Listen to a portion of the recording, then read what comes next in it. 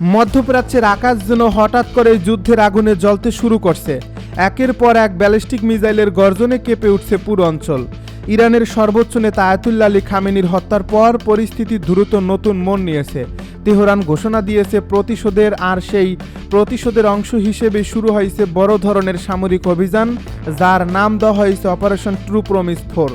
এই অভিযানের ধারাবাহিকতায় নতুন করে হামলার ঢেউ আছড়ে পড়ছে ইসরায়েলের বিভিন্ন সামরিক স্থাপনা এবং মধ্যপ্রাচ্যে অবস্থানরত মার্কিন সামরিক ঘাঁটিগুলোর উপর। যুদ্ধের দ্বিতীয় সপ্তাহে এসে সংঘাতের তীব্রতা এতটাই বেড়েছে যে আন্তর্জাতিক বিশ্লেষকরা বলছেন পরিস্থিতি দ্রুত নিয়ন্ত্রণের বাইরে চলে যেতে পারে। গত সপ্তাহে যুক্তরাষ্ট্র ও ইসরায়েলের যৌথ সামরিক অভিযান অপারেশন এপিক ফিউরি মধ্যপ্রাচ্যের রাজনীতিকে সম্পূর্ণ পাল্টে দেয়। সেই অভিযানে নিহত হন ইরানের সর্বোচ্চ নেতা আয়াতুল্লাহ আলী খামেনি। এই ঘটনাকে ঘিরে পুরো ইরানে শুরু হয় প্রবল প্রতিক্রিয়া এবং শোকের আবহ দ্রুত রূপ নেয় ক্ষোভে। দেশ জুড়ে লক্ষ লক্ষ মানুষ রাস্তায় নেমে প্রতিশোধের দাবি জানায়। তেহরানের রাজনৈতিক ও সামরিক নেতৃত্ব তখনই ঘোষণা দেয়, খামেনির মৃত্যুর প্রতিটি মুহূর্তের জবাব দেওয়া হবে। শোককে শক্তিতে পরিণত করে ইরানের শীর্ষ সামরিক বাহিনী জানিয়ে দেয়, এটি শুধু একটি প্রতিশোধ নয়, বরং তাদের সার্বভৌমত্ব রক্ষার যুদ্ধ।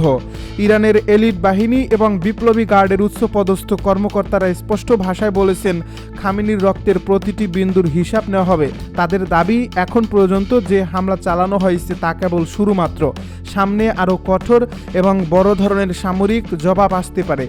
সামরিক বিশ্লেষকদের মতে তেহরান এই অভিযানে তাদের সবচেয়ে শক্তিশালী কয়েকটি ব্যালিস্টিক মিসাইল ব্যবহার করছে। বিশেষ করে খাইবার শেকান ইমাদ এবং গাদর নামের ক্ষেপণাস্ত্রগুলো ইসরায়েলের আকাশ প্রতিরক্ষা ব্যবস্থার জন্য বড় চ্যালেঞ্জ তৈরি করছে।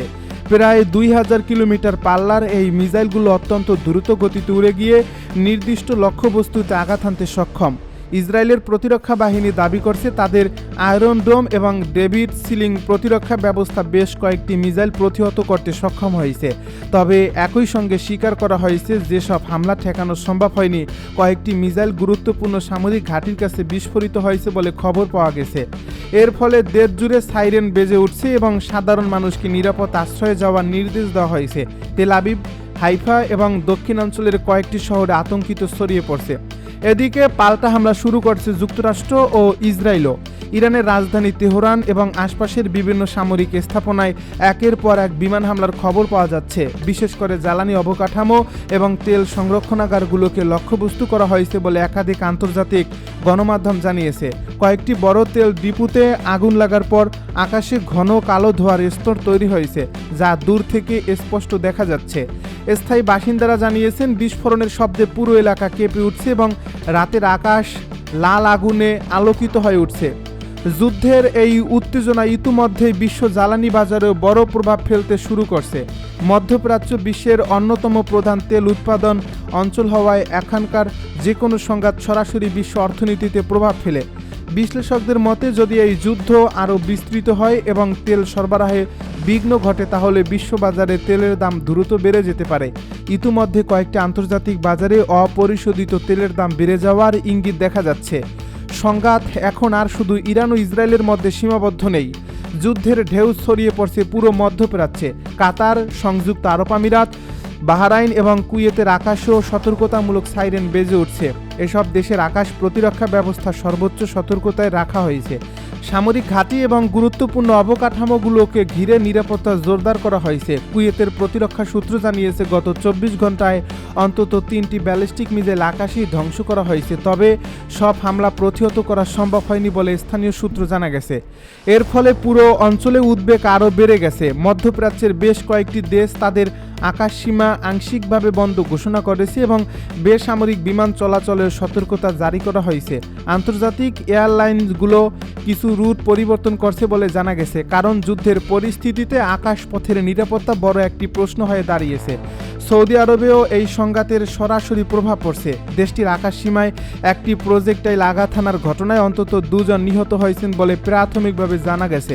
নিহতদের মধ্যে একজন ভারতীয় নাগরিক রয়েছেন বলে স্থানীয় কর্তৃপক্ষ জানিয়েছে। এছাড়া আহত হয়েছেন অন্তত 12 জন। ঘটনাটি তদন্ত করছে সৌদি নিরাপত্তা বাহিনী। তারা খতিয়ে দেখছে এটি ইরান থেকে ছোড়া কোনো মিসাইল নাকি অন্য কোনো উৎস থেকে আসা প্রজেক্টাইল। এদিকে কয়েকদিন আগে ইরানের প্রেসিডেন্ট মাসুদ পেজেশকিয়ান প্রতিবেশী দেশগুলোর সঙ্গে উত্তেজনা কমানোর ইঙ্গিত দিয়েছিলেন। তিনি বলেছিলেন ইরান কোনোভাবেই অঞ্চল জুড়ে বড় যুদ্ধ চায় না এবং শান্তিপূর্ণ সমাধানের পথ খোলা রাখতে চায়। কিন্তু সাম্প্রতিক হামলা ও পাল্টা হামলার পর তার অবস্থান আরও কঠোর হয়ে উঠছে। সাম্প্রতিক এক ভাষণে তিনি স্পষ্ট করে বলেছেন, যদি কোনো প্রতিবেশী দেশের ভূখণ্ড ব্যবহার করে ইরানের উপর হামলা চালানো হয় তাহলে তেহরান তা কখনোই মেনে নেবে না। তার ভাষায়, ইরানের নিরাপত্তা নিয়ে কোনো আপোষ নেই, প্রয়োজনে কঠোর এবং সরাসরি জবাব দেওয়া হবে। এই বক্তব্যের পর মধ্যপ্রাচ্যের কয়েকটি দেশে নতুন করে উদ্বেগ তৈরি হয়েছে, কারণ অনেক দেশেই মার্কিন সামরিক ঘাঁটি রয়েছে যা ইরানের সম্ভাব্য লক্ষ্যবস্তু হতে পারে। পুরো মধ্যপ্রাচ্য জুড়ে চলছে তৃতীয় বিশ্বযুদ্ধের উত্তেজনা। আমাদের হাতে এসেছে গুরুত্বপূর্ণ আপডেট আন্তর্জাতিক সংবাদের শিরোনাম। শুরুতেই থাকছে ইসরায়েলে একযোগে ক্ষেপণাস্ত্র ছুড়ল ইরান ও লেবানন। এবারে জানিয়ে দিব সাইপ্রাসে 6টি F-16 যুদ্ধ বিমান মোতায়েন তুরস্কের। আরও জানাবো ইরানের ইউরেনিয়াম জব্দে বিশেষ বাহিনী পাঠাতে পারে যুক্তরাষ্ট্র। এদিকে বাহরাইনে ইরানের ড্রোন হামলায় হতাহত 32।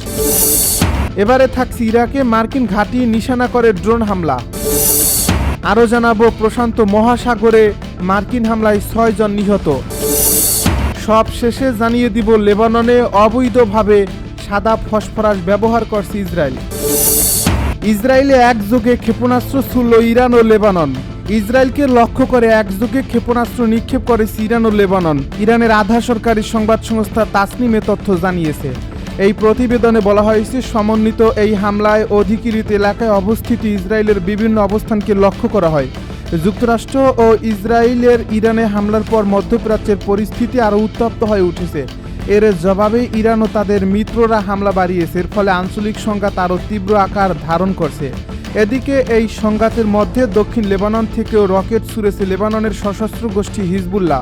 এতে যুদ্ধ একাধিক ফ্রন্টে ছড়িয়ে পড়ছে। সাইপ্রাসে 6টি F-16 যুদ্ধ বিমান মোতায়েন তুরস্কের। উত্তর সাইপ্রাসে 6টি F-16 যুদ্ধ বিমান ও আকাশ প্রতিরক্ষা ব্যবস্থা মোতায়েন করছে তুরস্ক। দেশটির প্রতিরক্ষা মন্ত্রণালয়ের বরাতে এক প্রতিবেদনে এই তথ্য জানিয়েছে আল জাজিরা।